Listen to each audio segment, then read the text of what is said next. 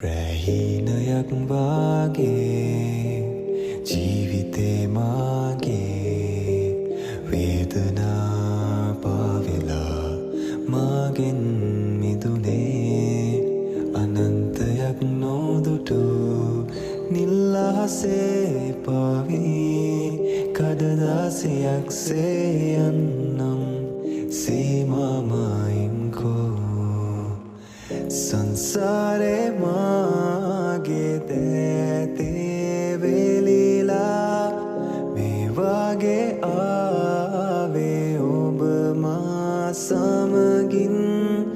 එන්න විඳගන්න මේ ජීවිතේ මටම